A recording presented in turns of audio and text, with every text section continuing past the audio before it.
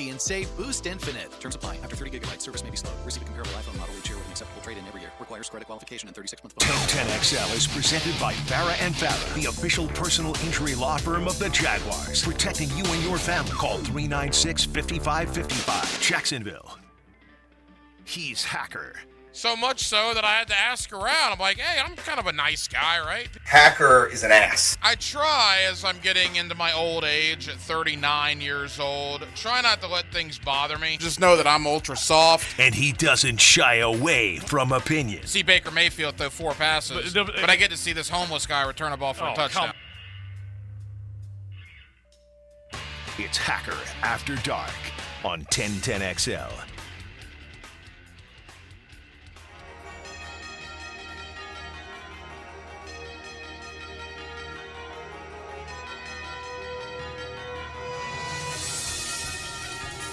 And a very good Thursday evening to you, Jacksonville. Week 3 of the National Football League set to get underway tonight.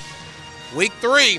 That wheel just keeps spinning as we're right back in to NFL action. The New York Football Giants, the San Francisco 49ers. We will certainly keep you updated. A battle in the NFC. San Francisco certainly one among the best teams in the league. Probably one of the best 3 teams in the NFC right now with Dallas and Philadelphia. Although, how about the news coming out of Dallas earlier this afternoon?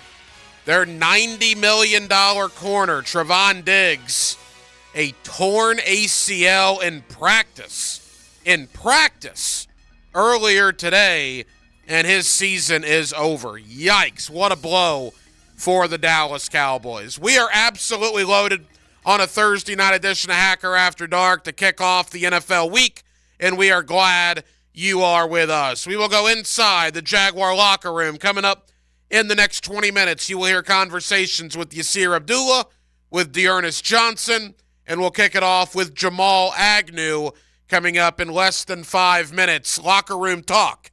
Agnew, Johnson, Abdullah coming up with you here on Hacker After Dark. Former Jaguar wide receiver Cecil Shorts will stop by in about 20 minutes or so. Not only is he a former Jaguar wide receiver, he's also a former Houston Texan wide receiver. So we'll talk to Cecil Shorts about the ball game coming up on Sunday. Also former Jaguar Leon Searcy. You hear him every day on XL Primetime. You get him weekly here on Hacker After Dark. All of that is coming up in hour number 1. But as we do to kick it off every night here on Hacker After Dark, we give you a big deal of the night and Dylan Denmark. Let's do that right now. Time now for the big deal of the night. What's the big deal? What is the big deal? No big deal. It is a big deal. On Hacker After Dark. All right, huge games for both Jacksonville and Florida State this weekend. We will begin with the Jacksonville Jaguars. It's all about moving forward, man, not dwelling on the past. So many times we think the Jaguars are back. So many times we think, all right, the bad times are over. And then you have a setback like last week, and it's just compounded by another loss. Take care of business on Sunday against an inferior opponent. That's what the Texans are. They are an inferior opponent. You are better than them. You have the better quarterback. You have the better wide receivers. You have the better running game. You have the better defense. You have the more experienced head coach. You're at home. I can't make it any more plain than that. You are better than Houston. Go out and prove it. Don't play down to your competition. Go out there and take care of them. Yeah, they've won 5 games in a row here in Jacksonville. That should give you added motivation. Yeah, they embarrassed you. They didn't allow you to score a touchdown last year. Go out there and do something about it. Texans got some bad news today. Their best player in the secondary, Derek Stingley, with a hamstring, appears he will not be going now on Sunday. Trevor Lawrence should have a field day. I know Zay Jones probably will miss the game. He did not practice yesterday. He did not practice today. But when you got Calvin Ridley and Christian Kirk and Evan Ingram and ETN and Agnew and Tim Jones and all these guys, and you're playing against a depleted Texans secondary, should have a field day. Also, the Texan offensive line has been battered and bruised. Josh Allen, Trayvon Walker. This should be a game for you guys to get after rookie quarterback C.J. Stroud. If the Jaguars this is one of those games, and it's almost a scary thought. If the Jaguars win on Sunday, well, they were supposed to, right? We just said it. Texans are inferior. Man, if the opposite happens, though, if that Texan team comes in here on Sunday and wins, whoo, the conversation we'll be having here on Hacker After Dark Monday night. The conversation we'll be having on the fifth quarter Sunday evening will not be a pleasant one. Let's not even think about that. Let's assume the Jaguars are who we believe them to be, and they will go out there and they will beat an opponent they should clearly beat. And the Houston Texans are an opponent that the Jacksonville Jaguars clearly should beat on Sunday afternoon. Of course, you'll get the game right here on 1010XL. Kickoff at 1 o'clock. Pre-game coverage begins at 8 a.m. Leon Searcy, Dave Campo, and I will have the fifth quarter for you live from 9 Ball Heaven Sports Grill and Billiards on University Boulevard 2 hours after the game goes final. To Florida State. Huge game for the Seminoles. Huge opportunity for the Seminoles on Saturday. We're going to have Eric McLean of the ACC Network previewing the game coming up in about an hour. Florida State hasn't beat Clemson in forever. I think you have to go back to 2014 since the last time FSU beat Clemson. 2014. Thus, it's been a long time since they went to Death Valley and beat Dabo Swinney and the Tigers. Florida State on paper is better than Clemson. They have better players, better athletes. You could argue they're even deeper. Mike Norvell has done a masterful job at turning this roster around in a very short amount of time. And if they go into Clemson and they win, well, then sky's the limit for this football team moving forward. Clemson is one of the biggest obstacles in their way in the regular season. If they lose on Saturday to what is considered to be a down Clemson team to an extent, well, then where are we with Florida State? How much has really been accomplished? Is it all talk? I don't think I'm ready to go that far, but make no mistake about it. This is a huge game for both teams. Clemson needs it to have any shot at the college football playoff. Remember, they already lost to Duke. They cannot lose a second time. Florida State, people will tell you, can get a mulligan. Even if they lose on Saturday, win out, one-loss ACC champion. Remember, there are no more divisions. You don't necessarily need to beat Clemson to get to the ACC championship game. Can Florida State afford a mulligan? Yeah, technically, I guess maybe they can. But I think this would put the program back a ways if they go to Clemson and lose. The fans, the program, the university, everybody associated with the Florida State Seminoles believe this is the year they finally get back on top of Clemson. And if they go into Death Valley on Saturday and come out with an L, what is the mindset of that team moving forward? Could there be a hangover effect from that loss? I personally don't see that happening. I think Florida State's going to go in there and take care of business. I like the Seminoles on Saturday. I like the Jaguars on Sunday. And I think we're all partying this weekend here in Jacksonville and Northeast Florida. But if the Texans beat the Jags or if the Tigers beat the Noles, big problems, big questions will start next week for both Florida State and for the Jaguars. Speaking of the Jaguars, I was in the Jaguar locker room earlier, had the opportunity to speak with Jamal Agnew, one of the best punt returners, kickoff returners in the NFL. More will be asked of him this week, it appears. Zay Jones did not practice for the second straight day. Here's my conversation on Hacker After Dark with Jaguar kick returner / wide receiver Jamal Agnew. All right, in the Jaguar locker room, Jaguars getting ready for the Houston Texans on Sunday. We got Jaguar special teams wide receiver Jamal Agnew here with us. Jamal, how you doing? Good, man. How you doing? Jamal, we're good. All right, back at it this week. Another division game, another opportunity. How excited are you guys to get out there and see what happens in week 3? We're definitely obviously excited to bounce back from, not playing our best against the Chiefs. This is a division opponent, home game, so, it's obviously a big one because it's the next one, but it's a division game, so this counts for, 2.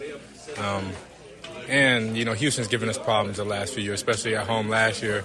We didn't play our best before we, got on that streak, but, it's a big game for us. Seemed like a lot of frustration from the offense on Sunday. You guys basically were saying you're capable of much, much more. Have you flushed that at this point? Have you moved on, or is it still one that's lingering? No, it's not lingering. You gotta move on from that after you watch the film, clean up what you need to clean up, correct what you need to correct, and it's on to the next. I mean, the league doesn't stop, it doesn't pause. I mean, there's 18 weeks and they just keep going. You can't sit here and on a Wednesday or Thursday think about what we didn't do against Kansas City. It's a division opponent coming in our home this week, so it's a big game for us. You've been around here a couple of years now. Like you mentioned, Houston's had success here. Can you put your finger on any reason as to why Houston's been successful against you guys? I mean, their record hasn't showed it, but they've had some good teams. They just haven't, won games. This is still a good team coming in here. Obviously, their record is 0-2, but, I mean, they play so hard. Like, you see them flying around, hitting people, making crazy tackles. Their defense, obviously, D'Amico Ryan's coming from San Francisco, so he's bringing that mentality over here to Houston. And I feel like Houston's always been, hard-nosed like that. Bunch of guys who, underdogs, play really hard. We got our work cut out for us for sure. You talk about the Houston defense with D'Amico Ryans, a lot of young guys flying around. Will Anderson, one of your former teammates, Shaq Griffin, is over there now. What do you see from them on tape? Oh, they got a lot of speed on defense. Obviously, they're banged up a little bit in the secondary, but we prepare like those guys are going to be there out there on Sundays. They got a young. It's kind of a mix of young guys. Obviously, Will Anderson. And then a mix of veteran leadership. They got Jerry Hughes still there, who's been in the league for a while. He's been real productive. Some linebackers that came over from other teams, like Perryman, who's been very productive in the league. And then obviously Shaq is over there. We know him pretty well. And then obviously Stingley was drafted top 5 a couple years ago, if it wasn't last year. So they got some good young players and also a mix of veteran guys who have been in the league for a little bit. Final question for Jamal Agnew. We don't know Zay's status for Sunday, but if one of you guys is out, that just elevates everybody else. Everybody else has to step up their game a little bit. Yeah, it's always that. I mean, it's cliche as heck, but next man up mentality. Obviously Zay, Kirk, and Red are the 3 top dogs, but guys like myself and Tim and, the other guys, Elijah, Jacob, Parker, we all prepare if anybody goes down, we just step up, no drop in production. The offense just keep going. Hopefully Zay can play, but, it's just that next man up mentality. Jamal, best of luck on Sunday, man. We'll be watching. Appreciate it, man. There you go, Jamal Agnew inside the Jaguar locker room. And, yeah, look, I think if Zay is out, you're going to see Jamal Agnew and Tim Jones get more prevalent roles with Ridley, with Kirk, obviously Ingram, ETN. They got to run the ball more this week, man. Only 13 carries for the running backs. That's not going to cut it. You got to get the ball to ETN, Dearness Johnson, Tank Bigsby. Speaking of the running backs, Dearness Johnson, I caught up with him in the Jaguar locker room. I talked about the Jaguars and the Texans. Dearness Johnson was in Cleveland last year, was a teammate of Nick Chubb. And we saw what happened with Nick Chubb on Monday night. I'm also going to ask Dearness Johnson about that as well. Here's my conversation earlier on inside the Jaguar locker room, a little locker room talk with running back Dearness Johnson. All right, in the Jaguar locker room, Jaguars getting ready for the Houston Texans on Sunday. Jaguar running back Dearness Johnson here with us. Dearness, how you doing? I'm doing good. How you doing? Ernest, we're good. Back at it this week, a division opponent, Houston coming in. What's practice been like so far this week and the preparation getting ready for the Texans? Practice has been good so far. We had a great practice today. Everybody energized and stuff. Just trying to forget what happened last week and, build off of those mistakes that we had and just continue. It's a long season, so just continue to go out there and just, try to get better every day. You're certainly not an old guy, but you're one of the veteran guys in this locker room. We talked about you're the elder statesman of the running back room. Do you have to talk to the young guys about flushing last week and getting on to the next one as quick as possible? I think not much because I think Coach Doug Peterson do a great job of doing that as well, and the leaders on this group does a great job as well. I mean everybody knows what's at stake for us, so we know we just got to move on. Just one game, it's a long season ahead of us. There seemed to be a lot of frustration on the offense last week, not being able to move the ball. When you have a day like that, what's important for practice the following week to correct those issues? Is it basically go back to the drawing board? That's it. Just take a step back, go back to the drawing board, and just do what we know how to do best, and just work. Just work on the little things, things that we messed up on. Dearnest, obviously Monday night, a former teammate of yours, Nick Chubb, went down. I know you're grimacing when I ask you about this. Have your thoughts on that? Have you reached out to Nick? Obviously, you spent a lot of years with him in Cleveland. Yeah, no, I definitely reached out to him. That's, it's just a bad injury that happened, and I know it's a sad situation because I know the type of back that he is, the type of person that is. Like, he worked tremendously hard each and every day, and just to see him take a blow like that, that hurt me, just watching that. And, I reached out to him and said a prayer to him and just wish him the best and hope for a speedy recovery. In a situation like that, nobody's a Brown or a Jaguar or whomever. You guys are all NFL players, and I saw the response he was getting. People really like Nick Chubb, the person. Just talk about him a little bit. No, Nick just a great guy overall. I mean, he don't say much, but just by the way he work and his presence on the field, he's get a lot of respect of that. So everybody respect him a lot. Like I say, he's just a great dude and just a hard worker, and he's one of the humblest person that I ever know. Dearness, let's end on a positive note. How important is it for this team to get to 2-0 in the division? Obviously, a division game at home, an important one on Sunday for the Jaguars. It's very important. We got Houston, and like you said, they're a divisional opponent, so we just got to go out there and take care of business and keep trying to, stack the wins against the divisional opponent. Dearness, best of luck Sunday, man. We'll be watching. Thank you. Appreciate it. There you go, Dearness Johnson inside the Jaguar locker room. And, yeah, he actually sent out a tweet on Monday night when Chubb went down. Cleveland has since signed Kareem Hunt, who was on their roster last year, along with Jerome Ford. Cleveland, by the way, hosts Tennessee on Sunday, so the Jaguars and Jaguar fans be watching that one. Hopefully the Browns can put an L on the Tennessee Titans. Coming up, we're back in the Jaguar locker room with Yasir Abdullah and former Jaguar wide receiver Cecil Shorts. Makes his weekly stop here to Hacker After Dark. He's also a former Houston Texan. Where is his allegiance when two of his former teams get together Sunday here in Jacksonville? It is a Thursday night edition of Hacker After Dark. Week 3 of the NFL is underway. Giants and 49ers. Niners with the ball. 3rd and 5 on their own 30-yard line to start things. We'll keep you updated on the Giants and the 49ers. Yasir Abdullah, Cecil Shorts, next with you on Hacker After Dark. Unwrap the football weekend. That's going to take a while. Then you better get started. Sink your teeth into Dandy Foods Postgame Monday. So, where do we go from here? Get entertaining insight on Sunday's games all day Monday. Let me guess. On 1010XL. Exactly. Here's Linda Beaver. Hey everyone, it's football season and we wanted to go to the drawing board to make this year's predictions. Let's compare our two long-haired blonde all-stars. Most touchdowns, best pricing in the market, most passing yards, pays the most for your trade, most receptions, free oil changes with every purchase, Super Bowl champion, wow, customer service. I think we can make all this happen. Come see Beaver Toyota in St. Augustine or Beaver Chevrolet in Jacksonville, where you can score big all season long. The best time of the year for blue crabs right now at the Blue Crab Crab House. They've been open since 1996, and they are a staple here in Duval. Sundays, you have the Bloody Mary specials, mimosas as well, $2.50 noon until 5 o'clock. Of course, each and every Tuesday, $2 margaritas. Wednesday, $1 oysters. Right off of San Jose on Julington Creek Road, it is the Blue Crab Crab House. Men, if you're struggling with erectile dysfunction or PE, the medical providers at Prime Men's Medical Center offer breakthrough treatments that eliminate problems in the bedroom without pain or surgery. Listen to a specialist in men's health I'm Dr. Simovitz. Prime Men's Medical Center offers the most advanced treatments to eliminate ED and PE. 98% of men experience instant results on their first office visit. They're even lasting 90 minutes or longer, regardless of age or medical history. Don't just take our word for it. Call Prime Men's Medical Center now for our limited time offer. Your initial consultation and first treatment are completely free. You'll see instant results right in the office. You'll even get a gift that enhances your performance in the bedroom. All this, worth hundreds of dollars, is free if you call now. 904-664-8217. 904-664-8217. That's 904-664-8217.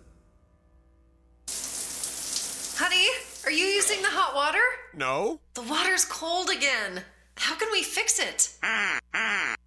Did you just quack like a duck? Yep. Duck Duck Rooter, your plumbing pros in Northeast Florida. For water heater installation and service, including tankless water heaters, gas, or electric, call for a quote today. When you're stuck, call the duck. 904-862-6769. This date in sports history is brought to you by Southeast Orthopedic Specialists. On September 21st, 1956, New York Yankees set MLB record, stranding 20 runners on base while Mickey Mantle hits a 500-plus foot home run in the loss. Are you drowning in credit card debt? Want to get cash out of your home's equity? Loan Pronto can now do it in less than a week. Hey, it's Prosser here, and that's right. Loan Pronto's Equity Express line of credit just got even faster. You can get $50,000, $100,000, or even $200,000 in as little as 5 days. And you don't even have to touch your primary mortgage, so you can keep that 3% rate intact. Just get the money you need and pay off all those credit cards, or get that home improvement project started. With this revolutionary program, you can access up to 90% of your home's value, and in most cases, there's no appraisal. Stop paying insane interest rates to the credit card companies and get tens or even hundreds of thousands in cash in as little as 5 days.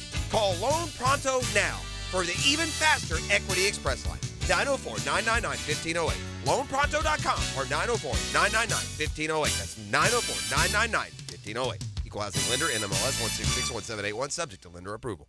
Hi, this is Dave Barker. Multi-unit hair grafting is now available at IHRS and can give you 3 times more hair in one procedure over a traditional hair transplant. Multi-unit hair grafting gave me more hair in one procedure and within my budget. You can grow your hair back with this exclusive new procedure. Call for a free evaluation. Call IHRS 904-777-IHRS 777-IHRS 777-4477. Baloo for Shinatri Chiropractic. They've helped me get rid of my headaches and pain in my neck and back. Are you suffering from an auto accident? What about TMJ pain? Headaches associated with jaw clenching, grinding of the teeth, or stress-related disorders?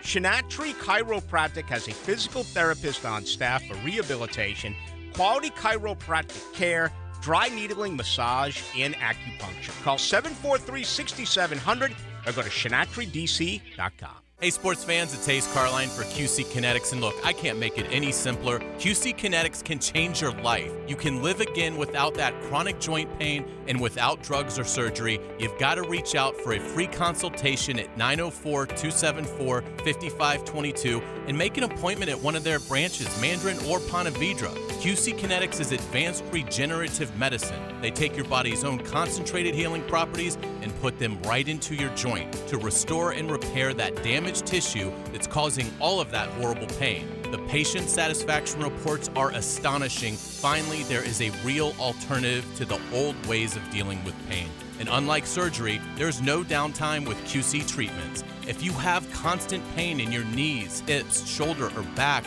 you need to call and get a free consultation from the medical professionals at QC Kinetics. 904-274-5522. That's 904-274-5522. 1010XL is presented by Farah and Farah, the official personal injury law firm of the Jaguars, protecting you and your family. Call 396-5555, Jacksonville. Hacker After Dark on 1010XL. Week 3 National Football League underway. Thursday night football. Boy, the 49ers might be taking the will of the Giants' defense away already. They've had the ball for 6 minutes already on this opening drive. They got a 2nd and 10 at the Giants' 11-yard line, have converted numerous third downs. They now face a 3rd and 10 at the Giants' 11. Giants trying to hold them to a field goal. But again, 8:53 to go first quarter. The Giants haven't touched the ball yet. Scoreless, but the Giants are the 49ers rather deep in Giants territory facing a 3rd down. We will keep you updated. Final locker room interview of the week. Again, thank you to everybody in the Jaguar locker room. Last night, Travis Etienne, along with Tyson Campbell, Andrew Wingard. Tonight, we've already brought you Jamal Agnew, Dearness Johnson, and finally, rookie Yasir Abdullah entering his 3rd game in the National Football League, getting more playing time as the weeks go on. Look, with a banged-up Texan offensive line, you got to get after C.J. Stroud on Sunday, no question about that. Earlier on, I had the opportunity inside the Jaguar locker room to catch up with Yasir Abdullah. In the Jaguar locker room, Jaguars getting ready for the Houston Texans on Sunday. We got Yasir Abdullah here with us on 1010XL. Yasir, how we doing? Doing good. How are you? Yasir, we're good. Back at it. Another division opponent here at home in Houston. Excited to get last week out of your system and focus on the week ahead? Yeah, man, just preparation during the week. Just focusing on the next. So.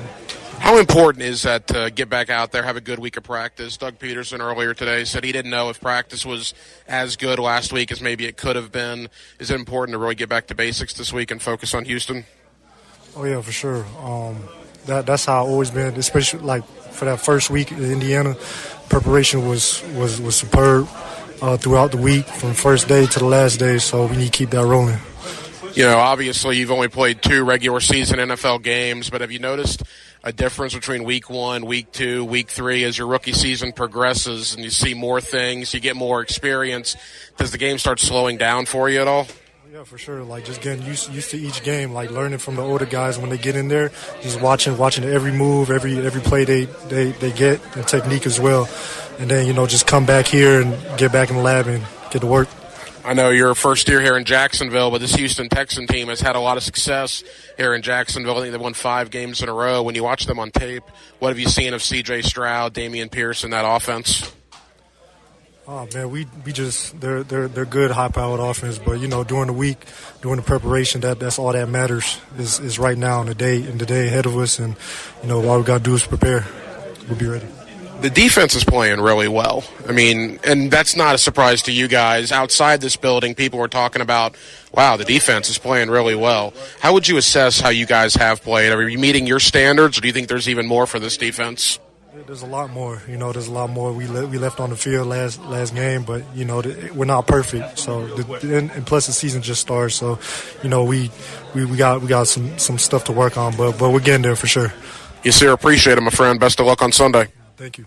There you go, Yasir Abdullah in the Jaguar locker room. From the current Jaguars to a former Jacksonville Jaguar. Heck, he's actually a former Houston Texan. We did this last night with Seth Payne. Same thing, right? Former Jaguar, former Texan, now Cecil Shorts. You hear him every week right here on Hacker After Dark. He actually has worked for the Houston Texans in the past, although he'll tell you his allegiance is with the team that drafted him right here in Jacksonville. Let's preview the Jaguars and the Texans with a guy that wore the uniforms of both franchises.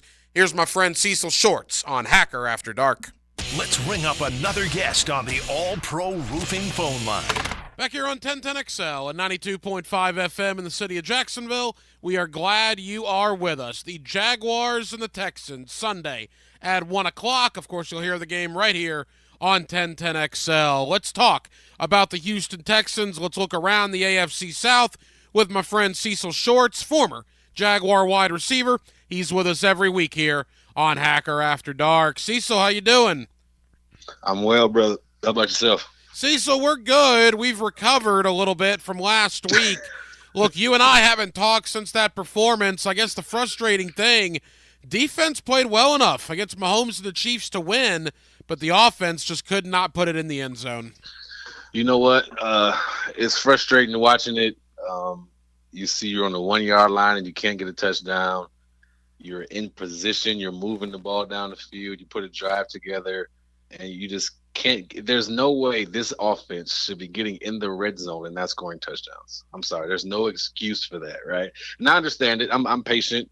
I understand it's only week 2, and Offense always comes slower than the defense, especially without the preseason and all that jazz and all that good stuff. But if the defense says, hey, I'm going to hold the Chiefs to 17 points before the game starts, I'm excited. I'm like, oh, let's go. You're getting pressure on them, on Mahomes. You're making them uncomfortable. He didn't pass for a crazy amount of yards.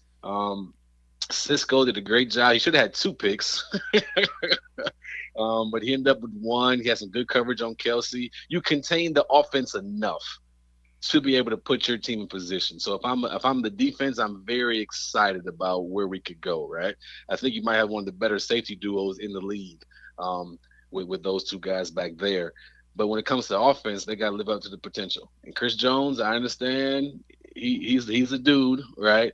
But I'm disappointed in how we couldn't contain him at different times. He wreaked havoc a lot in the game, and I think that was a big issue. The offensive line is going to be something we got to look to improve when it comes to Jacksonville moving forward. I'm gonna ask you a question. How you feel about that 4th down call before the half? Because of the way the defense is playing. Oh, let me be quiet. I'm going to ask you. Tell me about the 4th and 5 call. Yeah, look, that's gotten a lot of talk here. Look, Doug Peterson, that's what he does, right? He gambles. We've talked about that in the past. I just thought with the way the defense was playing, I'll even go one further. Not just the 4th down call before the half, but 4th and 12 with 4 minutes to go, 4.5 minutes to go, I would have probably kicked the field goal, right, to go 17-12 because, again, the defense was stopping Kansas City for the most part. So, yeah, there were some questionable calls, and I think in hindsight, Doug Peterson's even said this week that if he could do it over again, he might reconsider some things. See, I like that. I like that he can say, hey, I might reconsider some things. Now, it'll be interesting to see. I don't want him to lose his edge. That's his thing. He wants to be aggressive. He wants to go for it on 4th down. And to be honest, on the 4th and 5, Christian Kirk was wide open for the 1st down. We just have time to throw the ball. Right. So I get where he's coming from. I just think I'm with you. In that situation, right before the half, you're up 3-0. You're on your own 45 or somewhere around midfield. Punt the ball, pin them back, make them go 90 yards, and then you get the ball back, right?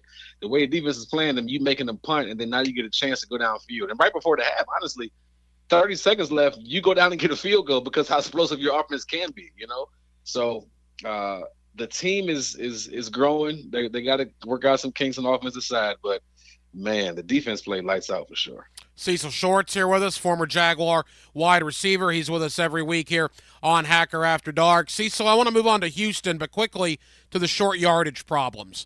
Is it mental at this point? Are they outthinking themselves? I mean, why does this offense have so many problems on 3rd and 4th and short? You talking about the Texans here? The Jaguars. The Jaguars. You know what? I think it's more on the mental side. There's no reason you can't. You're more than capable. I put it 2 things. You're more than capable of doing it. And the play calls aren't bad. They're just struggling to execute. And I think, honestly, it comes to the offensive line where they're getting pressure and they can't handle the pressure. They can't handle the different players on the other side of the ball, or just not executing. And it's frustrating to see. Again, on that 4th down before the half, you got Christian Kirk wide open. You got guys running free. But you got to be able to protect. You got to be able to hold your quarterback, Trevor Lawrence, upright. You got to be able to run the football. I don't think, and I know he stepped out with some cramps and he was dealing with that, but we got to be able to put Tank Bigsby back there and be able to execute on 3rd and short and get the 1st down. There's no reason we shouldn't be able to get 1st downs. You got to run the ball a little bit more. I think Trevor had 44 pass attempts. Actually, Trevor and Mahomes had both 44 pass attempts or 41, somewhere in there.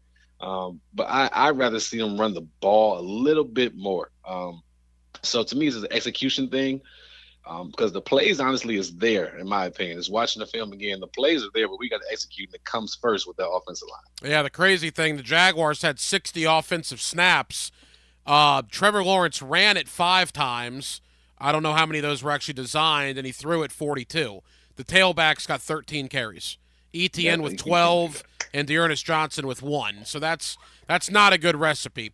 All right, we refer to you as a former Jaguar in these parts. You're also a former Houston Texan. So I'm curious, a week like this, when the Texans and the Jaguars get together, where is Cecil Short's mindset at coming up on Sunday? Honestly, I kind of lean towards Jacksonville because I was there longer, 4 years. You spend high school 4 years, or some people's 4 years, some people's longer. You spend college four or 5 years. So my time in Jacksonville, so many great memories. I feel like I'm always loyal to Jacksonville. I want to see them succeed. So I kind of lean towards Jacksonville. I want a great game. I do work for the Texans now, but I kind of just lean towards Jacksonville, just being honest. Where are we with the Texans, Cecil? C.J. Stroud last week, 380-plus yards through the air, right? They were throwing it around, but that's a catch-22. That's good that they're doing that, but part of the problem was, A, they were trailing to Indy, and B, they really haven't got this running game with Dameon Pierce going. The biggest issue last week, honestly, was 4 out of the 5 offensive linemen were backups. And it ended up being one of the tackles getting hurt. So it was really your third string tackle at one point of the game. So there's no holes to run in for Dameon Pierce, who had a really good rookie year last year. Can't get him going this year just simply because the offensive line's not creating holes. I mean, you got 2 or 3 guys on IR, and that don't come back till week 5. And then Larry Tunsil was a surprise questionable, and he ended up being out last week, one of the best tackles in the league. So when you have 4 of your 5 starters out, and you can't run the ball, literally you cannot run the ball, you're one-dimensional, it puts a lot of pressure on CJ. And yes, he put the numbers up, over 300, almost, I guess maybe 300-something yards, over 40 attempts, but he looks solid. Like, he is a guy that's accurate, he's poised, he's not rattled, he's a true leader. He's been impressive, and his receivers have been impressive. It's just when you're playing from behind, when you can't run the ball, you're one-dimensional, it makes it tough. And then he got sacked a bunch of times last week. I believe it was 6 or 7 times he got sacked and on critical downs. So they had to find a way to protect these guys. And defensively last week, the coaches did a good job of creating turnovers, whether it was a fumble, and then making the most of it, running the football against the Houston Texans. So Anthony Richardson had 2 rushing touchdowns before the half, and he ended up going out with a concussion. But he is a guy that they kind of exposed the Texans in their run game, and that's where I think Jacksonville needs to get back to the run game this week with NTN and whoever else is going to run the ball, whether it's Dearness Johnson, or maybe they put Tank back there. But they need to me, commit to the run and not get one-dimensional how good Trevor is. But the Houston Texans are a team that's rebuilding.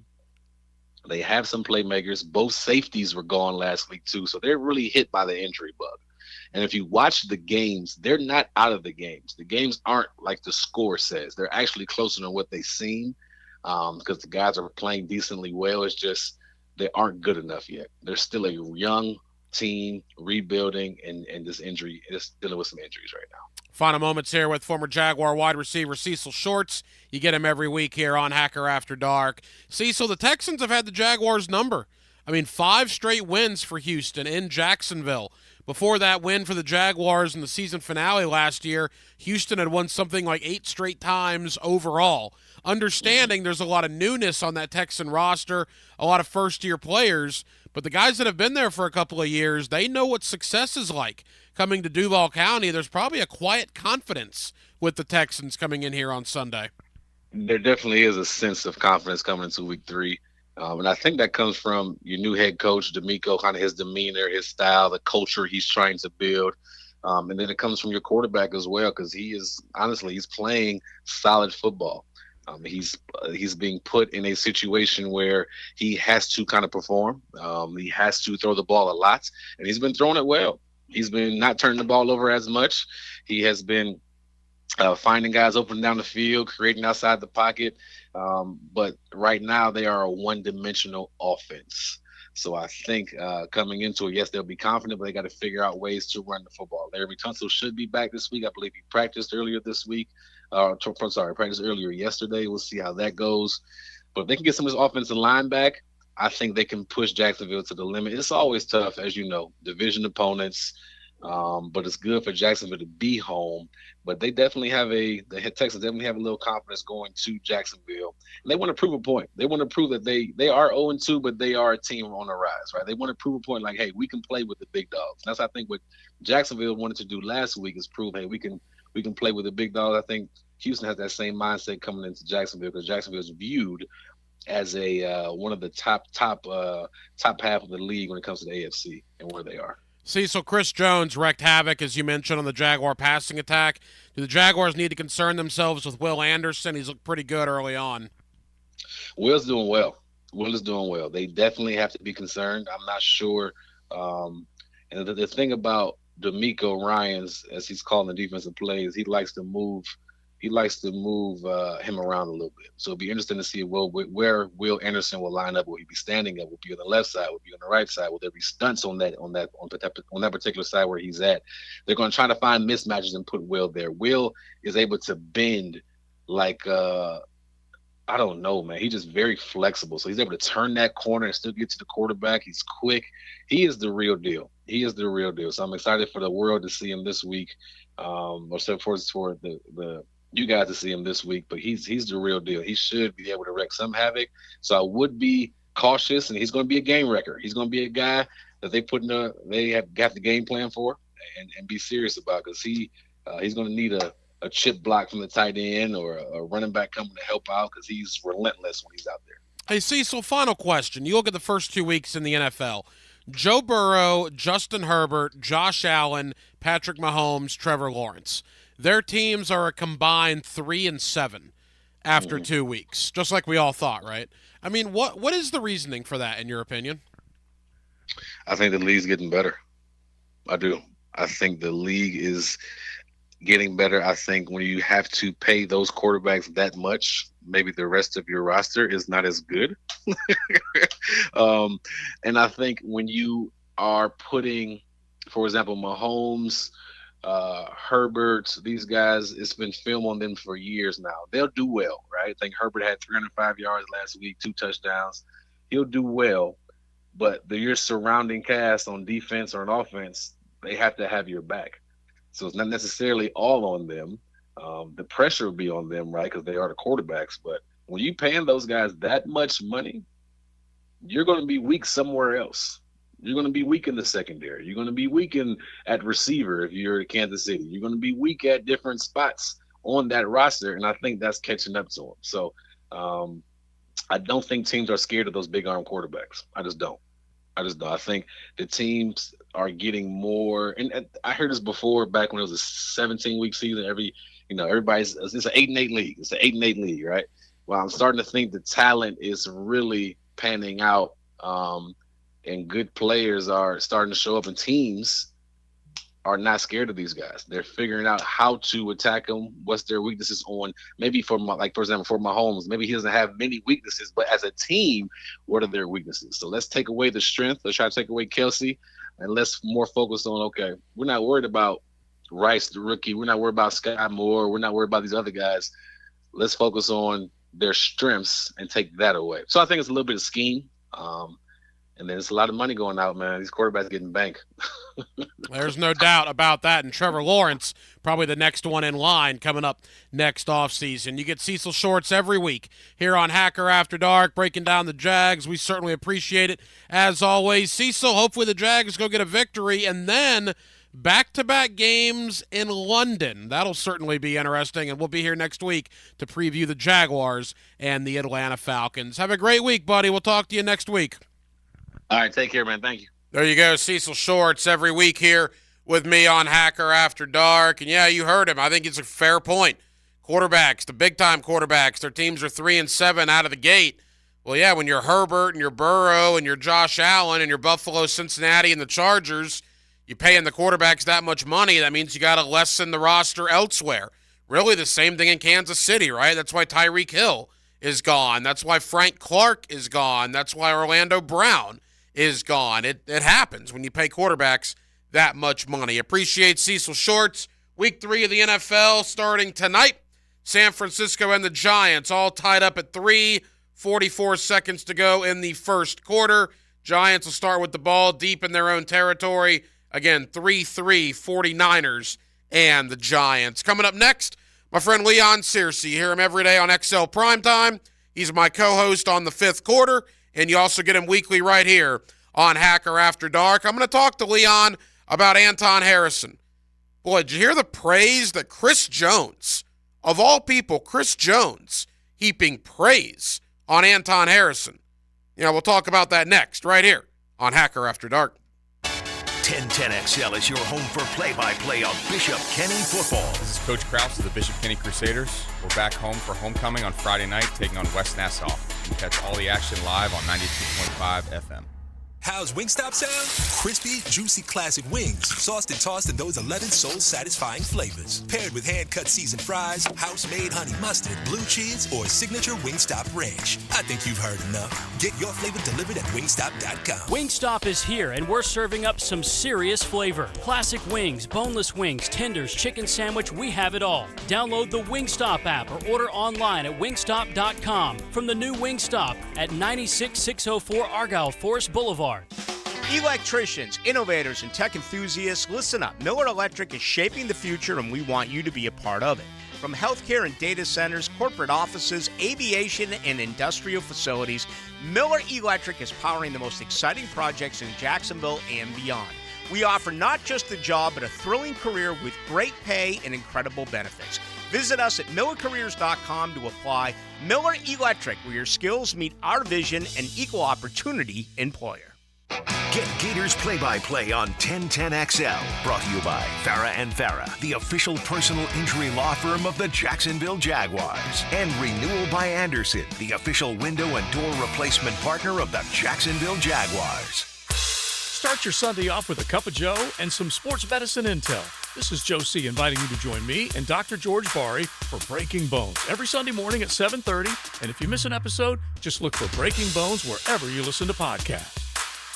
E.T. here for the Aesthetic Center. Do you get up a lot at night to go to the bathroom and lose a lot of much-needed sleep? And you can never fully go back to sleep, can you? Am I right? Take a time out on the Emsella chair. Get those pelvic floor muscles strong again. Just a few short sessions will get you back in the game stronger than ever.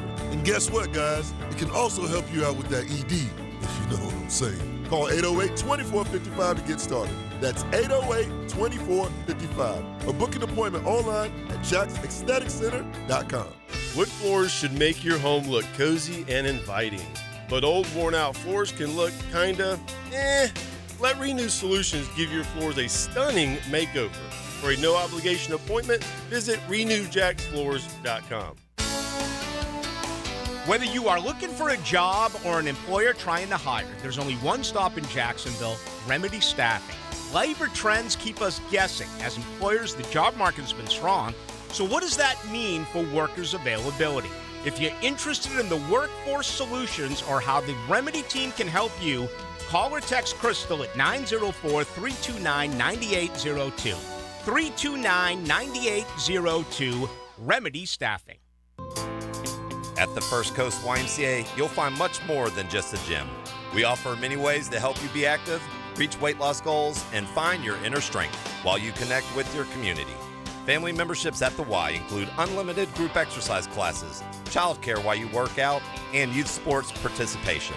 It's easy to join the Y and affordable for all. Plus, the Y is a great place to meet a new circle of friends. Visit the Y near you or online at fcymca.org. Mike Dempsey here. As you all know, I decided to take control of my weight, and I called Awaken 180. Why? Because there's no BS, no gimmicks, no crash diets, no magic pills. You won't find me sweating it out at the gym every day either. Just 3 weeks with Awaken 180, I've shed over 17 pounds. I mean, my shorts are already falling off me. I'm down to a 36 waist, about to be wearing 34s, a size I haven't worn probably since high school. But here's the kicker. It's not just about losing weight. I'm learning along the way. My coach, Mandy, she is a rock star. She listens, gives me tips, and adjusts my program to keep things moving. And to back up their claim as the solution for weight loss, I'll receive free support for life after reaching my goal. So whether you've got 20 pounds or 30 pounds to drop like me, or maybe you have 50 or 100 pounds to lose, Awaken 180 is the choice to make. Call them at 844-346-1800. That's 844-346-1800. Or check them out online at awaken180weightloss.com. This is your Mad Dad's Update with Chapter President Donald Ford. Mad Dad's is asking for good, committed men who want to be part of an organization that has been around for 17 years.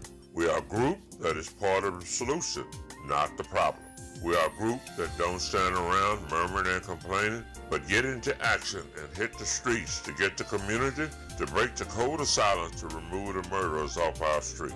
We do not require a lot of time, just willing and able bodies to get involved. We've had far too many murders this year already not to get involved. If you want to be part of this great organization, call 904-718-1649. We're looking for men, not men acting like boys. Hit me on Facebook and tell me what you think. For information about Mad Dad, go to Mad Dad's Jacksonville chapter Facebook or MadDadJacksonville.com.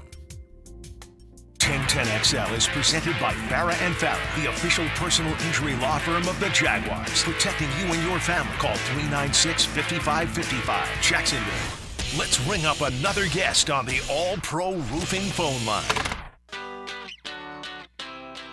Back here on 1010XL and 92.5 FM in the city of Jacksonville, we are glad you are with us. The Jaguars and the Texans, Sunday at 1 o'clock. Of course, you'll hear the game right here on 1010XL. Let's talk Jaguars, look back on Kansas City, and look ahead to Houston with my friend Leon Searcy. You hear him every day on XL Primetime. You also get him with me every Sunday on the fifth quarter. Leon, how you doing? I'm doing great, bro.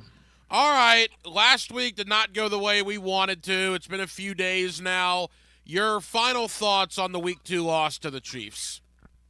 Well, I mean, we squandered a whole bunch of opportunities. I think that we played a Chiefs team that probably weren't at their best. I think we had a little bit to do with that. I think defensively we played rock solid. We played championship football. We had them in disarray mass majority of the first quarter, and we took advantage of the mistakes they made, with the penalties and the turnovers.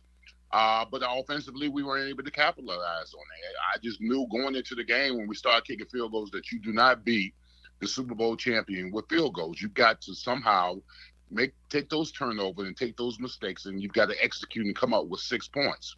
And we didn't do that, and that's for the mass majority of the reason why we didn't win the game, that we didn't capitalize on the Chiefs' mistakes. I said it before they played them. I said, if you're going to catch the Chiefs, you need to catch them early, because somewhere down the road they're going to figure things out, and they're going to be a hard team to beat.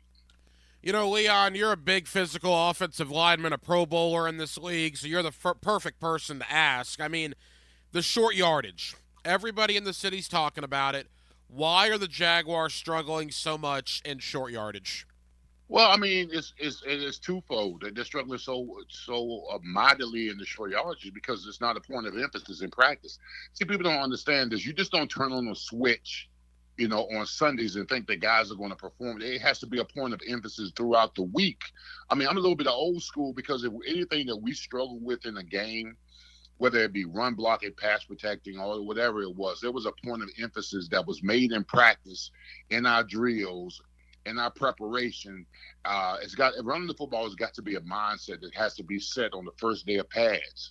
And that has a lot to do with the coaching staff. I mean, listen, I know you got all these amazing weapons. I know you got Trevor Lawrence, you got Calvin Ridley, you got Zay Jones, Christian Kirk, everything. All that's good and fine. But you got to establish something at the line of scrimmage, not only with the run blocking, but the pass protecting as well. And it's got to be a point of emphasis by the coaching staff and the mindset going into the week. And also, it's got to be a point of emphasis to the offensive line. The offensive line's got to put on their big boy pants, and when it's time to get a yard, you got to get a yard. The offensive line is defined by how physically and how tough you are. The fact that the Jaguars were first down and goal to goal at the 1 yard line, they didn't run the ball not one time, says that's an indictment on the offensive line. It says one or two things, that you're not tough enough to get the yard, or we don't trust you to get the yard. You see Leon Searcy every day on XL Primetime. You also hear him right here weekly on Hacker After Dark. Leon, final offensive line question, and this goes maybe to what you just talked about. You're the best right tackle that's ever worn a Jaguar uniform. I have no doubt Anton Harrison will have much better days than last week, but it was kind of a welcome to the NFL moment, was it not, going up against Chris Jones? Yeah, it was. It was. And listen, if you play this game long enough, you're going to have those moments, and it's good to have them earlier than to have them later. Because if you have him later, more than likely you won't be in the league. So Anton Harrison was he was a first-round draft pick, but the expectations of you being a first-round draft pick, you got to give me more than that. I'm sorry. I know Chris Jones is a perennial All-Pro, but you got to do something. I mean, you got to fist fight him if you have to. I mean, whatever you have to do to keep him off your quarterback, man. Your quarterback is your pride and joy as an offensive lineman.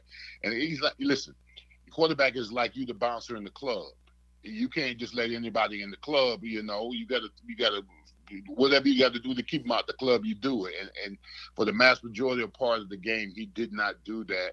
And I knew going into that game that was going to be a problem. And because the kid, I mean, he's not equipped right now with the arsenal of what he needs to do to block guys like that. The mental gymnastics of getting in his head, getting him upset, getting him off his – all that kind of stuff factors in. Those are the kind of nuances that a lot of fans don't get to hear on the field or see on the field. They're tactical things that I used against guys. Now I'm going up against the best of them. Reggie White. Well, I ain't talking about Reggie White. I'm just going to say that. All right, but guys like Strahan and Javon Curse and all that kind of stuff. It's tactical things that you got to do against those guys as far as your sets. Quick setting, jump setting them, baiting them with your hands, hitting them hard with your hands. All those things those nuances that as he gets older and he gets more efficient with his pass protector, he'll be able to pick up on them. But for the most part, in that game against Kansas City, they exposed him to Chris Jones, who's one of the 1-2 best defensive tackles in the league, exposed him. A couple of more for former Jaguar Pro Bowl offensive tackle Leon Searcy. Leon, my message all week has been don't let that game beat you twice. They put a lot of effort into that game. They come up short. Now you have a Texan team coming in here. You're a 9-point favorite. Obviously, everybody's thinking you're going to win the game. Is there any concern about a hangover effect or anything along those lines? Well, I surely hope it isn't, because listen, the division can still be ours if you really look at it. KC is not in our division, and the quickest way to get to the playoffs is to beat your divisional foes. We beat the Colts game week 1. Now we got an opportunity to go 2-0 in the division. Although we're 1-1, we beat the Texans.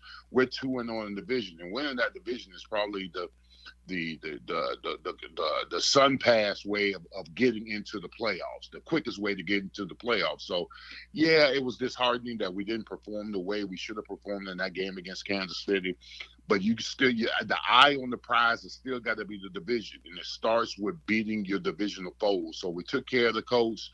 We take care of the Texans this week, and now we're 2-0 in the division. That's all that really matters right now. Leon, one of the weird streaks this week, Houston has won 5 straight times here in Jacksonville, including last year, that 13-6 just awful performance by the Jaguar offense. Remember, Trevor Lawrence threw that pick at the goal line to Derek Stingley, and Houston inexplicably came in here and won the game. I would think that experience alone, losing to these guys a year ago here in Jacksonville, would have this team focused for Sunday.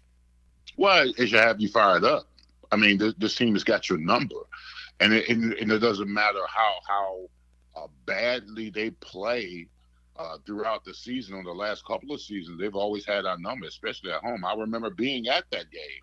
I remember how Dameon Pierce ran through us like water. We had overthrows, we had mistakes, we had penalties. We couldn't stop the run. It was really disheartening, because I always say this. I say, when at the end of the season, when you look back and you look at whether you made the playoffs or not, or what seed you are, you always look back at those games and you say, man, if we had gotten that game, we may have gotten in the playoffs, or we may have gotten a higher seed. And if the Jaguars, who finished 9-8 in the season and won the division, a couple of games early on in the season when we started out 2-6 that we could have won, could have increased our seed. Instead of sitting at the 4 seed, we could have been at the 2 seed. I think about the Commanders games. I think about the Broncos game. I think about the Giants game. I think about the Texans game. I'm thinking about those are 4 games that ultimately we could have won, and instead of us being the 4 seed, could have been the 2 seed. And maybe we don't see KC until the championship game. That kind of stuff factors in when you look back and say, man, we let that one go. So Jacksonville has got to look at this game like, hey, this is not a must-win game, but it does factor in your ability to win the division, which we're favored to win this year. Final moments here with former Jaguar Pro Bowl offensive tackle Leon Searcy. Leon, what challenges does Will Anderson, the rookie from Alabama, present? He's been pretty impressive early on. Well, I mean, he's not Chris Jones, but if I'm Anton Harrison, this is my get back game. You know, a lot of people, I mean, rightfully so, a lot of people are questioning him. I mean, they're questioning the pick. The question is, I mean, here's the thing. I mean, there's a lot of outside noise that's questioning him. All the kid has to do is to regroup. He can let one or two things happen from his experience with Chris Jones. He can either learn from it or he can let it linger. It's only two directions he can go. He can learn from it or let it linger. Hopefully he learns from it. And then hopefully this upcoming Sunday he goes up against a solid pass rusher, Will Anderson. You know, I mean, this guy, Will Anderson is, you know, a two-time SEC Defensive Player of the Year, you know, and he's played big boy ball. I mean, he went to Oklahoma. He's played big boy ball, so this shouldn't be new to him. So I'm looking forward to a good battle, and I'm going to be watching it intently to see how many wins and losses he has and what kind of bounce back he's going to have after the way he played against Chris Jones. You know, final question for you, Leon. When you look at the Texans overall, they're not running the ball at all with Dameon Pierce, but yet C.J. Stroud, their rookie quarterback out of Ohio State, threw for over 380 yards last week. So clearly they can throw it around a little bit there in Houston. So the Jaguars secondary is going to have to be prepared for that. Yeah, they're going to have to be prepared. And, I mean, we got to get after this kid a little bit, you know. I mean, anytime a rookie comes in and throws for that many yards, that means he's comfortable in the pocket. His offensive line's doing a solid job giving him protection. So we've got to do something to rattle his chain a little bit. You know, we've got to, especially with us being at home with the heat and the crowd noise and all that stuff factoring in. I'll be very interested to see how Caldwell, what kind of defense he's going to call against this kid, because he can beat you with his arms and his leg. I mean, are we going to blitz him? Are we going to form and rush him? We're going to play man. We're going to play zone. I mean, what kind of little trinkets is he going to put together to get this kid off his spot? Because that's the key. I mean, if he threw for 380 yards, I mean, that kid was definitely comfortable in the pocket, and we've got to do something to change that. All right, Leon, who wins the game on Sunday? Well, you know what? I think the Jaguars learned their lessons from playing at KC. I think we're going to be more of a balanced attack. I think you're going to see a lot more of Travis Etienne, Tank Bigsby, a lot of play action, get the tight ends involved, still utilize our weapons. And I think Jacksonville defense is going to play solid. I mean, I don't see any reason why they wouldn't, because they played against a very, very good Kansas City Chiefs team and shut them down for the most part, a good 3 quarters. I believe the Jaguars are going to win. I believe the Jaguars should win. We have the better roster. We have the better team. And but it's going to be I don't think it's going to be a walk in the park. But I think ultimately we're going to win. We'll beat the Texans 24-14. I'd take it. That would get them to 2-0 in the division, which would be a great start. Leon Searcy, you get him every day on XL Primetime. You get him weekly here on Hacker After Dark. And you also get Leon, along with Dave Campo and yours truly, every Sunday on the Fifth Quarter over there at 9 Ball Heaven Sports Grill and Billiards on University Boulevard. Leon, appreciate it, man. I'll see you Sunday evening for the Fifth Quarter. You got it. He started his career coming off the edge, and now he cuts the coach's film. Join me, Jeff Lageman, for Check the Tape Tuesday on Jaguars Today. Brought to you by Mr. Sparky of the First Coast, your on-time electrician on 1010XL. Baloo here for Smunez Vision. Why Smunez Vision? Well, I've been with Dr. Neil Smunez now since I got back to Jacksonville in 2006. 37 years of experience he has. Smunez Vision is a family organization that focuses on personal high-quality medical and surgical eye care. Dr. Catherine Smunez is fellowship trained in cornea and cataract surgery and all refractive surgery. Combined, that's 30 years plus in laser eye surgery. Visit SmunezVision.com today. Here you can see. Hey folks, you know you want shark coatings, and the time is now. So close your eyes and let's imagine your garage. Wait, if you're driving, please don't close your eyes, just wait till you get home. The rest of you see those cracks, the stains? It looks dark, dull, and dreary. It's nothing you're proud of, it's your house junk drawer. Now, see your floor with Shark Coatings. It's bright, it's durable, it's fresh. Since it's non-porous, it will be so much easier to clean. Don't imagine your garage, driveway, porch, or pool deck this way. Get with Shark Coatings and have a brand new space with new possibilities. Are you ready for the ultimate happy hour experience? Look no further than Bellwether, downtown's undisputed champion of good times. It's Tuesday through Saturday from 4 to 7 p, with the exception on Friday when happy hour starts at 11 a.m. Rally the team and head over to Bellwether. The vibe is full and the food is unbeatable. Free parking after 6 p on weekdays and all weekend. Bellwether Restaurant, where great food and the best happy hour in town come together for an epic win. For the ones who work hard to ensure their crew can always go the extra mile, and the ones who get in early so everyone can go home on time, there's Grainger, offering professional-grade supplies backed by product experts so you can quickly and easily find what you need. Plus, you can count on access to a committed team ready to go the extra mile for you. Call, click Grainger.com, or just stop by. Grainger, for the ones who get it done. Right now, Zero Res is falling back in time for September. Get 3 rooms of carpet cleaned for only $129, and they'll clean a 4th room for free. Their 4th room on me. Zero Res, spell it forwards or backwards. It's the right way to clean. Zero Res. The flagship station of the Jaguars. WJXL AM Jacksonville Beach. WJXL FM Jacksonville Beach. Men suffering from ED or PE, you'll see instant results on your first visit at Prime Men's Medical Center. For a limited time, your initial consultation and first treatment are totally free. You'll even get a gift that enhances performance in the bedroom. Call 904-664-8217. Here's your 1010XL First Coast Community Calendar. To play golf and pickleball while helping local charities at the Mormons Miracle Foundation Tournaments, Auction, and VIP Party October 20th, call 783-1878. To learn more about the Jericho School Golf Tournament and silent auction at Blue Sky Golf Club October 21st, visit thejerichoschool.org.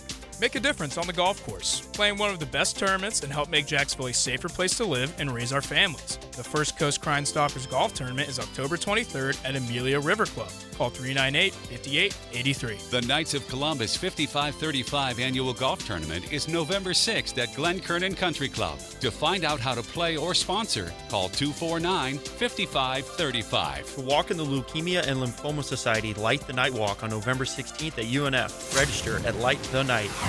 If you're involved in a community event and you'd like us to help spread the word, find out how at 1010XL.com.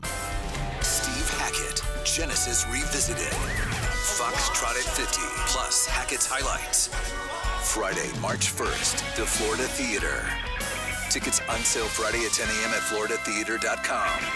Is joint pain, soreness, and achiness getting in the way of your best life? Football legend Emmitt Smith refuses to back down to pain. That's why he's a huge advocate for QC Kinetics and their natural approach to getting you relief. Look, we get one trip around, so I wouldn't ever let pain stop me from hanging out with my race team, traveling with my family, or golfing with my friends. Emmitt's got it right. And QC Kinetics uses regenerative medicine to relieve that never-ending pain in your knees, hips, shoulders, and back. And the best news, there's nothing foreign being introduced into your body. Just your own body's natural healing properties. No surgery or no downtime. If pain's holding you back, maybe it's tennis, pickleball, running, hiking, or spending time with special people in your life, what are you waiting for? This is precious time.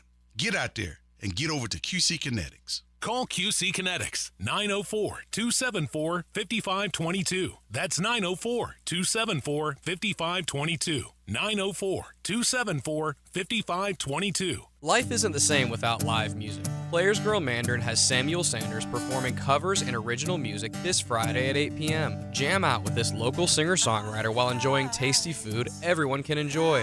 Players Girl Mandarin, where the neighborhood meets. 1010XL is presented by Farah and Farah, the official personal injury law firm of the Jaguars. Protecting you and your family. Call 396-5555. Jacksonville. Okay, let's go for Iron Man.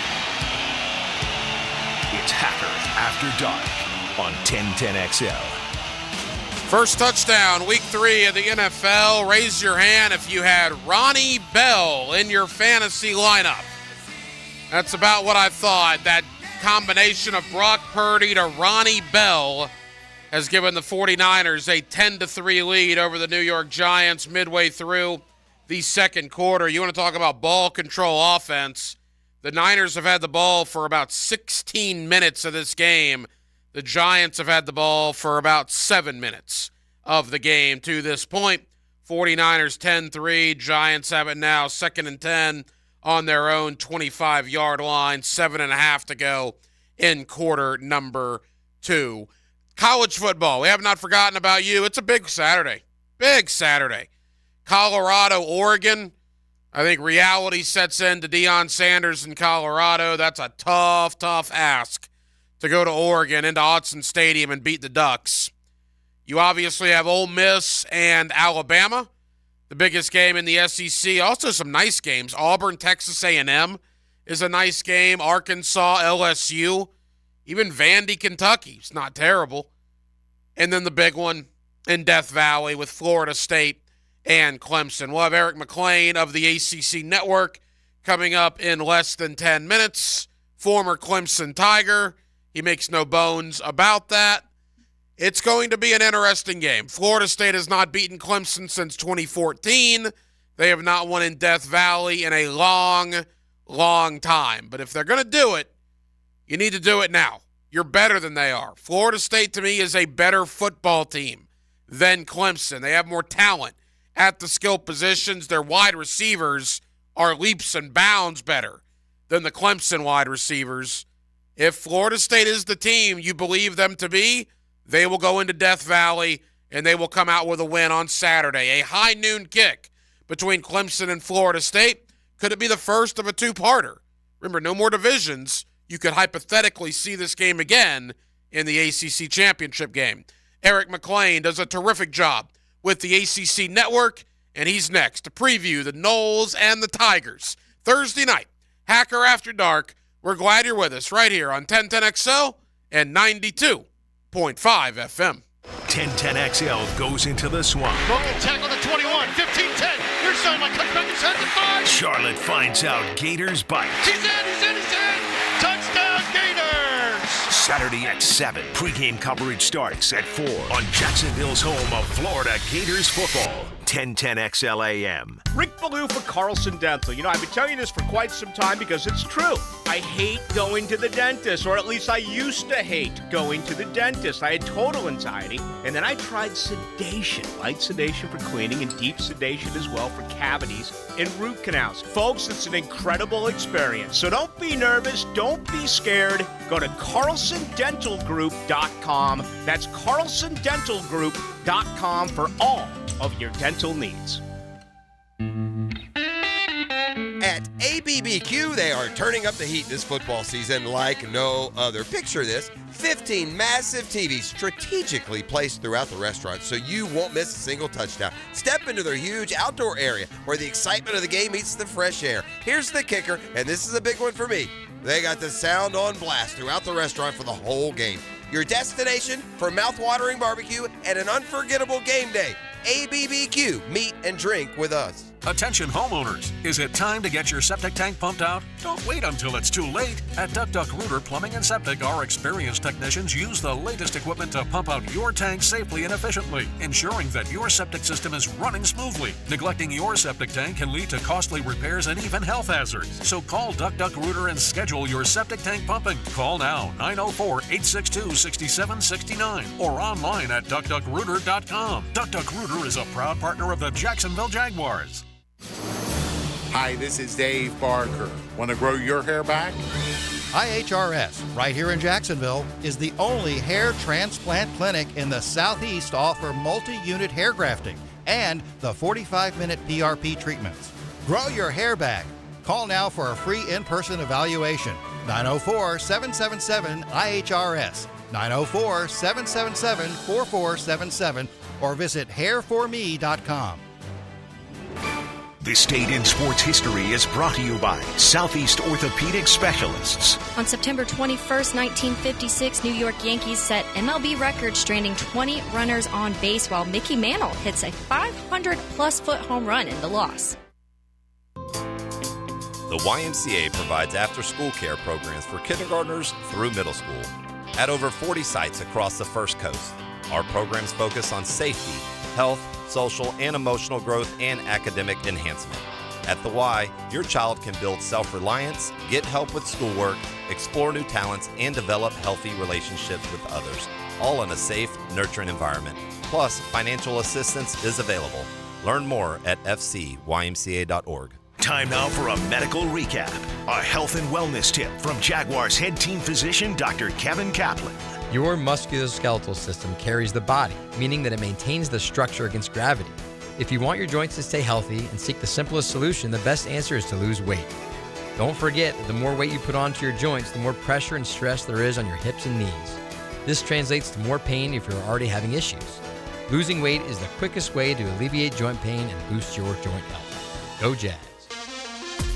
Looking for a fun way to win up to 25 times your money this football season? Well, test your skills on Prize Picks, the most exciting way to play daily fantasy sport. Just select 2 or more players, pick more or less on their projection for a wide variety of statistics, and place your entry. It's as easy as that. If you have the skills, you can turn $10 into $250 with just a few taps. Easy gameplay, quick withdrawals, and an enormous selection of players and stat options are what make Prize Picks the #1 daily fantasy sports app. Ready to test your skills? Join the Prize Picks community of more than 7 million football fans who have already signed up. Right now, Prize Picks will match your first deposit up to $100. Just visit prizepicks.com/1010XL and use code 1010XL. That's code 1010XL at prizepicks.com/1010XL for a first deposit match of up to $100. Prize Picks, daily fantasy sports made easy. Whether it's a large commercial project or a multifamily property, trust All Pro Roofing for exceptional craftsmanship and unparalleled customer service. We use only the finest materials, ensuring durability and long-lasting results. Plus, All Pro Roofing now has a full siding and windows division. That's right, All Pro Roofing is not just about roofs anymore. All Pro Roofing, now your trusted partner for commercial roofing, multifamily projects, exterior siding, and windows. AllProRoofingLLC.com. License number CCC 1327056. CDC 060138. Committed to the team. Committed to the mission. At Navy Mutual, we're committed to providing high-quality life insurance to members of the military and their families. So our policies have no fine print and no military service restrictions. We don't work on commission. We're nonprofit, so we pass the savings along to our members. Because at Navy Mutual, our highest commitment is to you. Visit NavyMutual.org. Navy Mutual, insuring those who serve. 1010XL is presented by Farah and Farah, the official personal injury law firm of the Jaguars. Protecting you and your family. Call 396-5555. Jacksonville. Let's ring up another guest on the All Pro Roofing phone line. This is Hacker After Dark on 1010XL.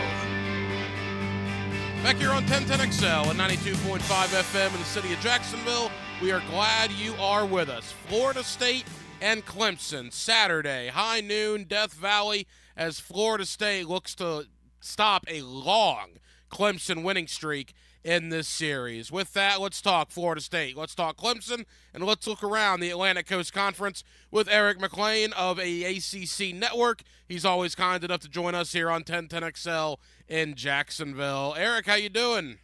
Man, I'm living the dream, baby. This has been the week that I've been waiting on. It seems like almost for a year. It's always one of my favorite. Me and my brother EJ Manuel just going at it head to head. And surprisingly, he wanted the bet to increase a little bit this year. I don't know why he's feeling so good about his Noles. Yeah, look, Florida State, Eric, I mean, there's no doubt. Before last week, maybe thought of as one of the best teams in the country. Still very good. Do you chalk up last week's survival at Boston College to looking ahead to Clemson, or were there some flaws that were discovered? You know, I think it's chalking it up to looking ahead a little bit. I mean, when you see what Georgia did, really struggled against a South Carolina team that, you know, North Carolina absolutely destroyed. When you look at Texas being tied with Wyoming, you know, going into the fourth quarter, when you look at Bama struggling with UAB, I mean, it was a weird weekend, but the common theme with all those teams was they won. You know, and you saw a Florida team handle Tennessee. So there were some ranked teams that lost. There were some ranked teams that had to find a way and had to sneak out with W's. So I still think Florida State is the best team in the country. I think they have a lot of firepower, a lot of experience. And, man, at the end of the day, that can win you so many games. Eric, 2 years ago on the ACC network, Jacksonville State scored on a 60-yard play as time expired to beat Florida State when they literally blew a coverage to end the game. Yeah. I don't know if that's rock bottom, but it was probably pretty close. And in 2 years' time, they're now in the top 5 in the country. I mean, how did Mike Norvell do this? Yeah, I think it was rock bottom, man. It was such a, okay, what do we want to do? Do we want to suck or do we want to respond? That team went on to win a bunch of games in a row. And then, of course, the very next year they get to 10 and are now a perennial power, back to what everyone expects from Florida State. I think it's just such a time thing, man, because, if you remember back when that happened, man, Coach Norvell was on the hot seat. Everyone's talking about his job. He's got to go. He's not the right guy. And I think that we are so reactionary and just such a knee-jerk thing in society now where we don't give guys time to build. We don't give guys time to create their culture, get their culture in place. And Florida State did. And you see the benefits of that with the guys that he's brought in, the culture that he's established. My goodness, man, it's been such a fun story to cover. But certainly with the use of the portal, high school recruiting, getting guys in and really doing a great job of kind of filling the needs that he has instantly with superstars. I think that's why you've seen this rise happen so quickly. Eric McLean of the ACC Network here with us on 1010XL in Jacksonville. Now to your alma mater, the Clemson Tigers. I don't know what that was against Duke on Labor Day weekend. They've played 2 paycheck games, and they've won both of them handily. Right. Where are we with Clemson coming into Saturday? Yeah, man, I think that obviously you got to give credit to Duke. I don't want to take anything away from them because they dominated that game and played really, really well. But Clemson did help them. That was the worst I've ever probably seen this Clemson team with from an execution standpoint, explosive standpoint, just nothing, going right for the Tigers. And, the within the 6-yard line, I think a total of 5 times and got 3 points out of it, or maybe 9 points out of it. It was just abysmal. They could not get it going at all, could not, do anything, making stuff happen there. And it was only a touchdown, actually. They had 2 missed blocked field goals, so they didn't even make the field goal. So that was probably rock bottom for them, right? When you see what they're able to do. And, man, these last 2 games, really 1.5, the first half of the Charleston Southern game was pretty bad too. But they turned it around. They figured it out. The defense has been playing out of their mind, very physical. And we've seen Cade Klubnik, kind of grow up in different situations. But this one, Saturday, is a whole new beast, man. And is he ready for the moment? This is the biggest game of his career, no question. It's going to be in front of his people, which is great, being at home. So, there should be the support there. But how quickly can he continue to grow? How slow can the game become for him against a top 4 opponent coming into his house? This is a game for Clemson to kind of reestablish who they are in the conference, because a lot of people, I think, are looking at Florida State almost as the favorite in this game. How is the game being viewed in Clemson? Even though they've beat Florida State a number of times consecutively, there seems to be a changing of the guard in the conference. Yeah, we can say it with our chests. It's been 8 years, my man. It's been 7 games, 8 years since those guys have been able to beat Clemson. And, they're an underdog. They're a 2.5 favorite, as you and I are talking right now. Florida State is, and that's the first time since Lamar Jackson came to town for Louisville. And we know how that game ended with Clemson being victorious there. So it's kind of uncharted territory for everyone on this team, minus the coaching staff and Dabo Swinney. So how does he handle it? The fieriness that I know he's going to bring, in the pregame to his players and get them ready. But, I think that if last week didn't happen, a lot of Clemson fans would be kind of, low on their chances. But I think what they've seen from the Tigers, and like you said, with Florida State struggling last week, I think there's a little bit of a confidence meter there. So the biggest thing that they can do is, number one, show up early and loud, be an absolute factor in the game from a fan perspective, and then just trust your guys and let them go do work. The biggest key for me in Clemson winning this game offensively is Will Shipley has to be involved. 25 plus touches, however you want to divvy that up, with special teams, running and passing, or receiving rather. And then defensively, that defensive line, man, they have had their chances. They've gotten after, Riley Leonard. They've gotten after, these 2 quarterbacks that they played last couple of games, but they haven't got any production really in the stat sheet to show that. They've missed some tackles. They forced hurries, but they haven't got the sacks. So if you get back to Jordan Travis, you have to bring him down, which is terribly hard to do. But if they get those shots, they have to do it because we know that can throw off rhythm of an offense like nothing else can. Final moments with Eric McLean of the ACC Network. Eric, let's look around the conference down in South Florida. Mario Cristobal. Now, look, it's only one game, one true test against A&M, but man alive, it looks like a different team down there in South Florida. Oh, man, you're absolutely right, brother. That offensive line is big and nasty and totally retooled. Tyler Van Dyke just, 100% looks like the shades of his old self, where he's confident as all get out throwing the football. He's got Xavier Restrepo, Young, George. All these guys are playing at such a high level from a receiver standpoint, and then they're able to run the ball really well.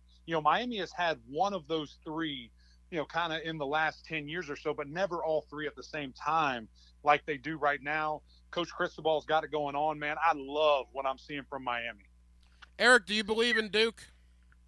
Yeah, man. You know what's funny? I was one of those guys that, all preseason was preaching, hey, look, these Blue Devils are going to be good. Now, did I think they would beat Clemson? Absolutely not. But when you have a quarterback like that, who I think is a lock at first round, it just depends on how high with Riley Leonard, and does he decide to leave this year and, maybe is right outside the top 10, or does he leave next year and he's probably the first overall pick? You got a chance in every game. Then you look at their skill players, you look at the wide receivers, arguably as deep and as talented as anybody in the country. 3 running backs that last year were over 450 yards. They had the talent. The biggest question mark for me was the defense, and those guys have gotten considerably better, have gotten faster in the offseason, gotten bigger, stronger in the offseason. So big shout out to Coach Feely. The Blue Devils are for real, and we'll find out just how real they are next week when they welcome Notre Dame to town. And then finally North Carolina. They've had 3 pretty good opponents, right? South Carolina, App State, Minnesota, taking care of all 3. North Carolina, a lot of preseason hype, but, man, they're living up to it right now. Yeah, and what's fascinating to me, Ryan, about how they're playing, they've won football games in 3 different ways in 3 games. So the first game, defense was electric. 9 sacks, like 15 tackles for loss, just absolutely forced South Carolina into all kinds of problems and issues. Game 2 against App State, they ran their way to 300 yards in a close double overtime victory. And then this last game against Minnesota, they throw it for over 400 yards. And Drake May looks absolutely like the first overall pick I think that he can be. And so I think this game against Pittsburgh this weekend, which we're traveling there, can't wait, the huddle, and all my guys are all going up there. So we'll see it in person. I think they put all 3 phases together this weekend in Pittsburgh, and we really see them play at their peak. It's been a great start for the ACC in 2023. No question about that. Eric McLean of the ACC Network. Eric, leave us with this. Who wins on Saturday, the Noles or the Tigers? I'm rocking with my Tigers, man. I think they get some very timely turnovers. I think Will Shipley just, again, takes over the game. And I think that the secondary for Clemson plays better than people are going to give them credit for. And they make it tough for Travis to complete some passes. Well, we'll see. It's certainly going to be a big one. High noon on Saturday, Florida State and Clemson. Eric McLean of the ACC Network. Eric, I know you're busy, man. Thank you for the time. We'll do it again soon. No doubt. Appreciate you always, brother. The picks come in every Friday. This is when the cream rises to the top. This is when things get hot. Listen for the Otterson Wealth Advisors risk-reward picks of the week. This is oven mitt time, am I right? All day Friday on 1010XL. Here's Linda Beaver. Hey everyone, it's football season and we wanted to go to the drawing board to make this year's predictions. Let's compare our 2 long-haired blonde all-stars. Most touchdowns, best pricing in the market, most passing yards, pays the most for your trade, most receptions, free oil changes with every purchase, Super Bowl champion, wow, customer service. I think we can make all this happen. Come see Beaver Toyota in St. Augustine or Beaver Chevrolet in Jacksonville, where you can score big all season long.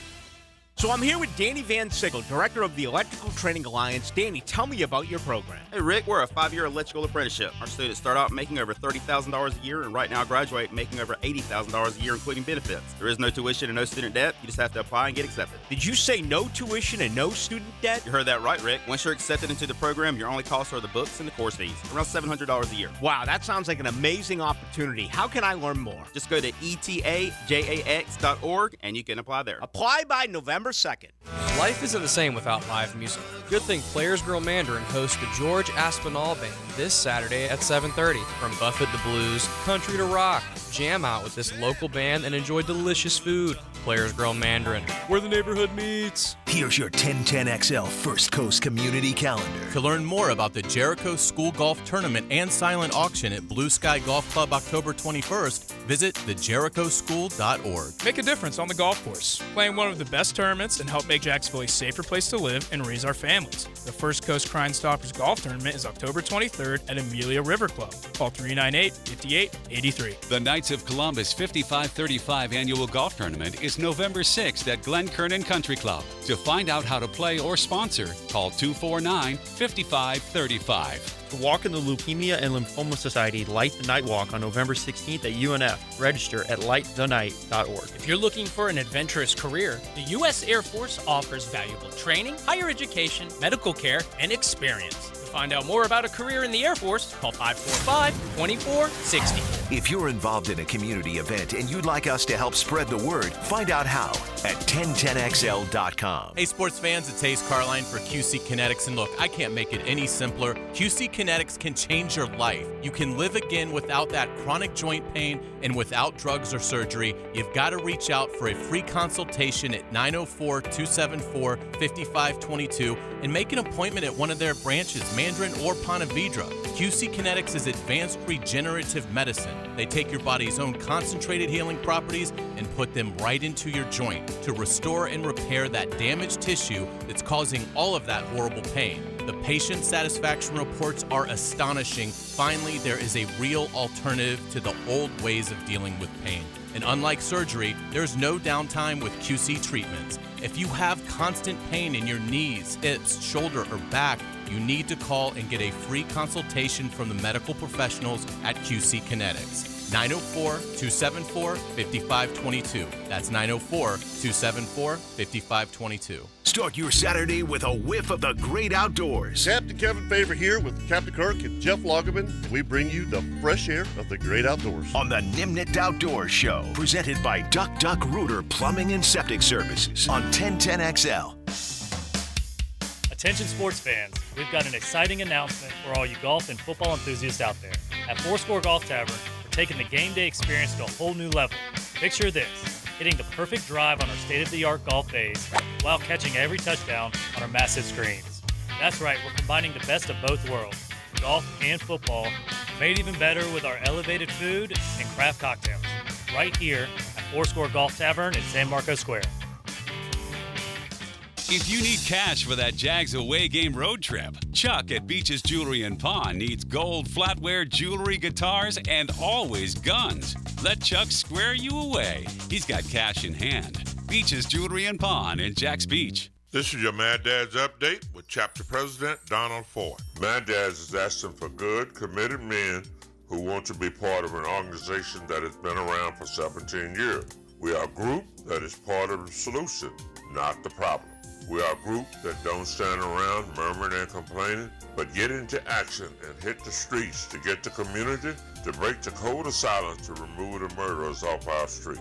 We do not require a lot of time, just willing and able bodies to get involved. We've had far too many murders this year already not to get involved. If you want to be part of this great organization, call 904-718-1649. We're looking for men, not men acting like boys. Hit me on Facebook and tell me what you think. For information about Mad Dad, go to Mad Dad's Jacksonville Chapter Facebook or MadDadJacksonville.com. 1010XL is presented by Farah and Farah, the official personal injury law firm of the Jaguars. Protecting you and your family. Call 396-5555. Jacksonville. Let's ring up another guest on the All-Pro Roofing phone line.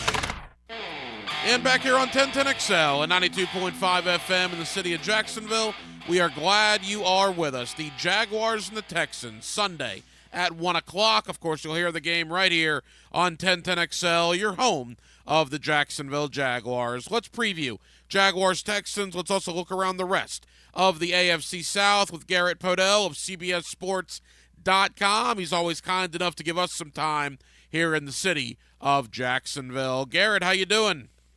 I'm doing fantastic, Ryan. So happy football is back. Talking to you in the summer is a lot of fun, throwing takes out, but now we have real live football, and it's a great time of year. It is a great time of year. It was not a great Sunday last week for the Jacksonville Jaguars, though, as they fell to Kansas City 17-9. Garrett, 2 weeks in, the Jaguars 1-1 on the year. Your thoughts on what you've seen out of the Jaguars to this point? I think that Jacksonville has had, record-wise, probably the start many anticipated. 1-1. You beat the Colts, who are very much still in the rebuilding process, especially with Jonathan Taylor out through at least the first 4 weeks of the season. And then against the defending Super Bowl champion Chiefs, put up a nice fight. They weren't able to quite get it done. I think for me, what's been encouraging so far is at least, initially the first game, the Colts game, Calvin Ridley coming off the year-long suspension for gambling. He looked fantastic, 101 yards and a touchdown. Week 2, of course, Kansas City being the defending champs they are, they limited that a little bit more, only 32 yards on Lawrence's 8 passes his way. Ridley was able to catch 2 of them. I like where the Jags are at, and given some of the turmoil around the rest of the AFC, you have teams like the Bengals and the Chargers 0-2, which can sometimes be very difficult historically to climb out of that 0-2 start to get to a playoff spot. I think the Jags have to like where they are through 2 weeks. Garrett, the sense I get around here in Jacksonville after last week, when they lost to the Chiefs in January in the playoffs, it was all right. We played them tough. I get the sense there's more anger in the fan base now, and quite frankly from the team and the organization, that they let one get away last week, because no one's ever going to take Jacksonville seriously nationally until they beat Kansas City or Buffalo, and they'll get their chance with Buffalo in a couple of weeks. But certainly last week appears to be a missed opportunity. I would agree with you. I think, obviously, I'm sure many in Jacksonville are aware of Jawan Taylor and his struggles this season with being very much the poster child for jumping early in terms of the snap. That was very much highlighted in the season opener on Thursday night a couple weeks ago against the Detroit Lions. I think they definitely had a chance to win this ball game. They led at halftime, 7-6. I think getting into a defensive slugfest is the way to attempt to beat the Chiefs. You don't want to get into a high-flying scoring affair with Patrick Mahomes. So, yeah, I would agree with you that the anger is probably justified, because Jacksonville did have this game.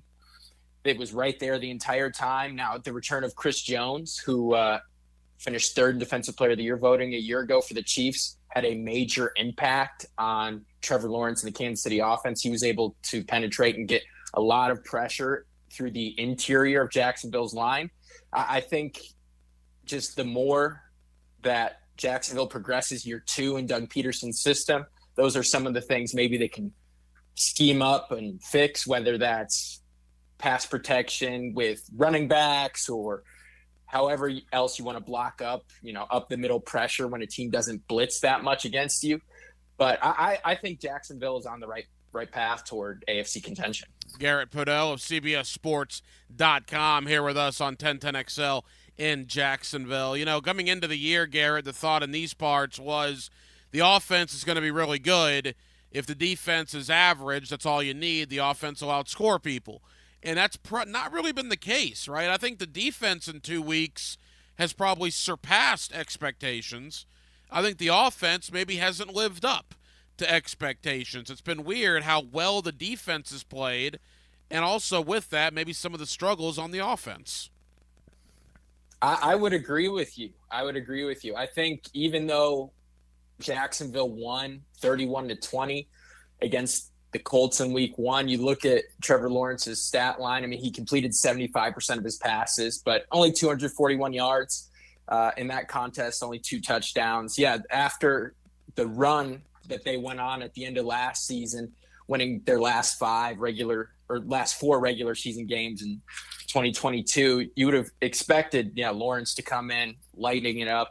But I think that just comes with time of integrating Calvin Ridley into a regular part of their offense. And I think running the football, really being able to do that on a consistent basis could open a lot of things up. I know there's a lot of metrics out there that you can point to that you don't necessarily need to be a fantastic running team in order to set up the play action passing game, but a quarterback in any offense's best friend is play action. And so to see Travis Etienne on Sunday, 12 carries for 40 yards, that's not going to cut it.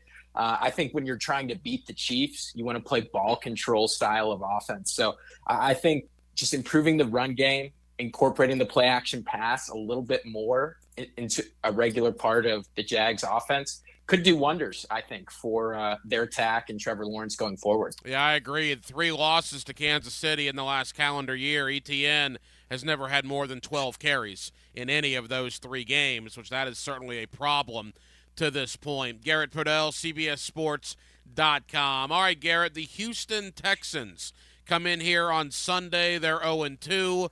But their rookie quarterback, C.J. Stroud's putting up some pretty nice numbers, including 384 passing yards last week in the loss to the Indianapolis Colts. What's your thought on this Texan team coming to Jacksonville on Sunday? Ryan, you make a great point bringing up C.J. Stroud. I think that's where you have to start. I mean, 384 yards, 2 touchdowns, no picks in the loss against the Colts in week 2. And look, that puts Stroud in some pretty interesting company. So his performance of over 375 yards and no interceptions in a game, he's only the 3rd rookie ever to have a game like that, joining Andrew Luck and Nick Foles. So I know it's just one game, but if you're a Houston Texans fan, you've got to be jumping up and down watching your number 2 overall draft pick play this way. I think he's shown great poise in the pocket, great decision-making, and he's unafraid, because last week I think the Texans were missing 3 or 4 offensive line starters, and he did take some shots, but he hung in there, played a clean football game, and he was pretty productive, 30 of 47 from the field. I mean, it's not the greatest completion percentage in the world, but, that's a nice number for a guy who's on a rebuilding team, missing some offensive linemen, and he did a decent job. Now, they're going to take their lumps because there's still a roster that certainly earned the number 2 overall draft pick a year ago. And so I think it's a rebuild in Houston, but an encouraging one. I think Jacksonville could take a look at the way Houston looks now and maybe draw some similarities to the beginning stages of Trevor Lawrence and the Jags development. I'd say post Urban Meyer's firing. Final moments here with Garrett Podell of CBSSports.com. Garrett, I agree. I think the Texans are doing a good job in the rebuild. Now, the only problem is you mentioned the offensive line has been decimated with injury, and it appears C.J. Stroud is throwing that much and for that many yards out of necessity because they're not running the ball at all right now in Houston. No, and that's, to me, been the most surprising thing about them. I thought for sure that Dameon Pierce, their second-year running back, was going to be a big part of their offense going forward. He had a nice season a year ago, but I have been really surprised at his lack of involvement. Nearly 1,000 yards a year ago, four touchdowns, but this year he's had a really low yards per carry. He's averaging under 3 yards per carry, 2.7 yards a rush, and so that, I think goes back to the offensive line injuries that we've talked about. When you have offensive line issues, the running game, in my opinion, is probably the first element of your offense that's going to suffer. And so I think the lack of running success more has to do with the injuries than Dameon Pierce, because I think he showed enough as a rookie a year ago that he has some juice. And so, I think it's going to be important for the Jags defense to continue to make Houston play one-dimensional football. You saw it all around the NFL. The Dallas Cowboys, who dropped a hammer on the New York Jets 30-10 last Sunday, they had the Jets in situations where they only ran the ball 4 or 5 times in the second half and absolutely mauled Zach Wilson in the second half for 3 interceptions. So I think you can force a team to be one-dimensional like that, eventually you'll turn them over. Garrett, it's interesting, too. Look, normally I would think this is a slippery game for the Jaguars coming off a tough loss, an emotional loss to Kansas City, the quote-unquote rebuilding Houston Texans coming in. The Jags are a 9-point favorite. This, to me, has all the makings for maybe an upset. But then I go back to a year ago, right? The Texans came in here last year. They were awful last year, and they flat-out embarrassed Jacksonville, 13-6. Trevor Lawrence references that game a bunch as one of the worst games he's ever had. In a 13-6 loss, Derek Stingley picked him off in the end zone right there on the goal line. And I just can't imagine Lightning would strike twice on Sunday. Well, you wouldn't think so, but I know this record this stat I'm about to share with you brings in some production or lack thereof from the Urban Meyer era. But Trevor Lawrence, 1-3 in his career against Houston, and in all three of those losses, Jacksonville was favored by 3 or more points. And so that makes him only the second quarterback since the 1970 AFL-NFL merger to be upset by one opponent 3 times when your team was the favorite within his first 2 career seasons. And that puts him in the same club as Mark Sanchez against the Miami Dolphins early in his career. So to your point, Houston, even though they don't look like a super competitive bunch in terms of what their record might be this year, you're absolutely right that Lawrence and Jacksonville definitely should be on alert entering this weekend, given that Lawrence's career against the Texans includes 3 touchdown passes and 6 interceptions. Oh, yikes. Yeah, the Texans have won 5 in a row here in Jacksonville. The Jaguars look to stop that streak on Sunday. Final moments, Garrett Podell of CBSSports.com. All right, Garrett, we look around the AFC as a whole. Mahomes, Burrow, Herbert, Lawrence, and Josh Allen, the 5 young guns, if you will, in the AFC quarterback tier, are a combined 3-7. Their teams are a combined 3-7 out of the gate. How surprised are you by that, and what do you believe the reason is for that?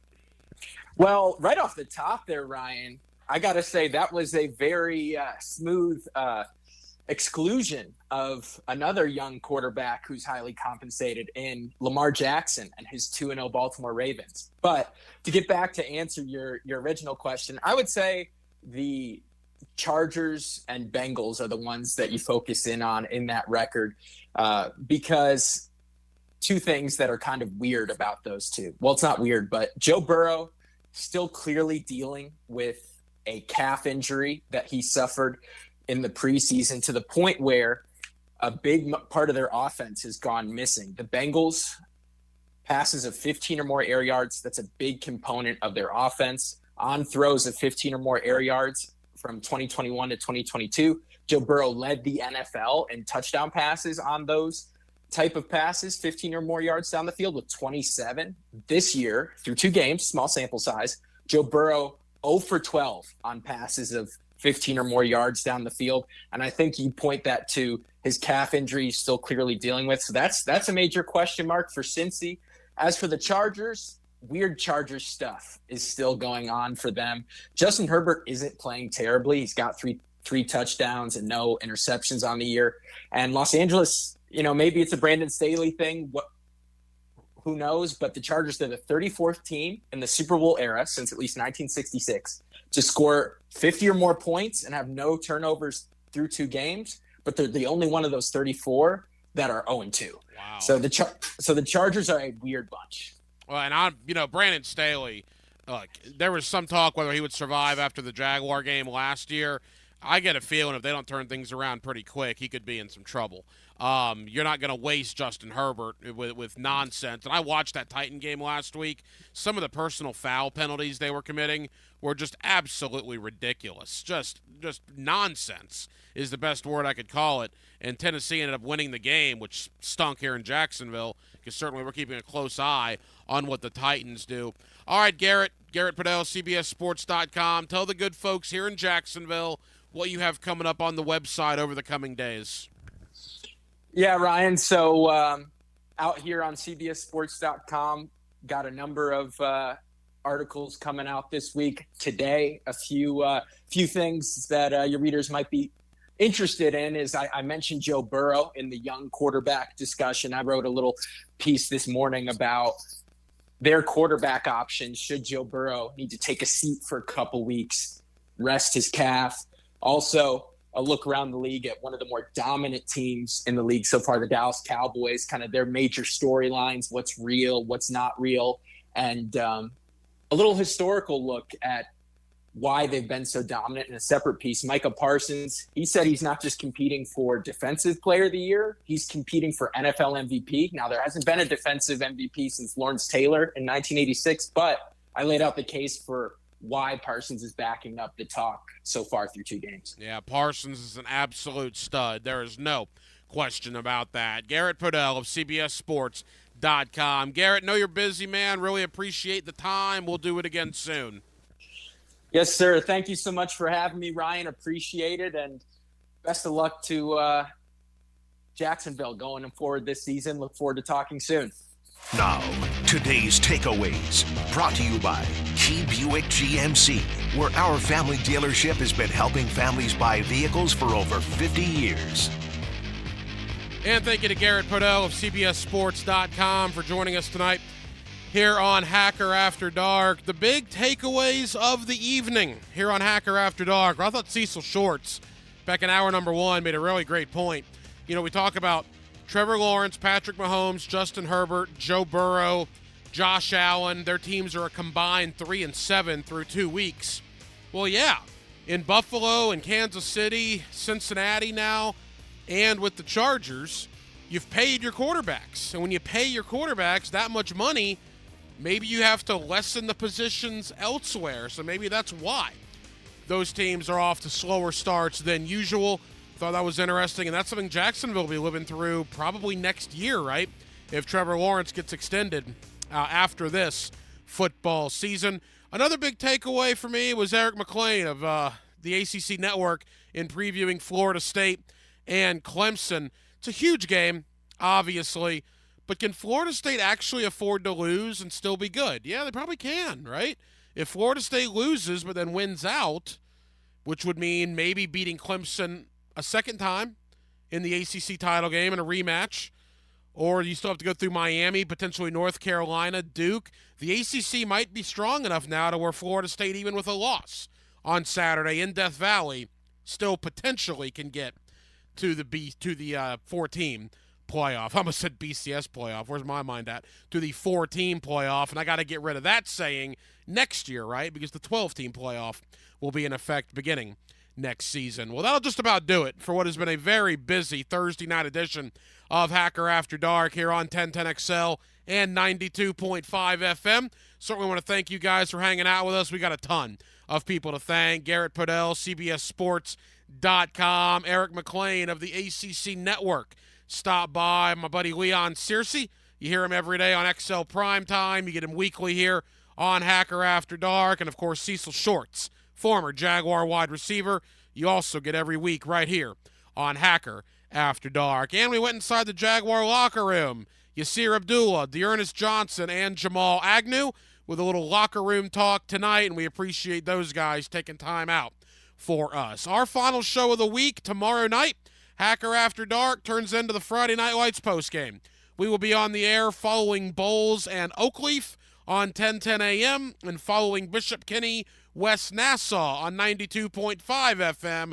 And we will bring you victorious head coaches all over Northeast Florida. For the record, I'm taking Florida State to knock off Clemson, and I'm taking the Jaguars to get back in the winners column and defeat the Houston Texans. I'll be with you on the 5th quarter on Sunday evening, 2 hours after the Jaguars and the Texans go final, along with Dave Campo and Leon Searcy for the 5th quarter live from 9 Ball Heaven Sports Grill and Billiards there on University Boulevard. Dylan Denmark was your producer tonight. Dylan, great job as always. I'm the hacker Ryan Green. And again, Jacksonville, thank you for spending part of your Thursday evening with us right here on Hacker After Dark on 1010XL and on 92.5 FM. So for all of us here on HAD, have an absolutely terrific remainder of your Thursday evening, and I will talk to you tomorrow night under the Friday Night Lights. Until then, good night.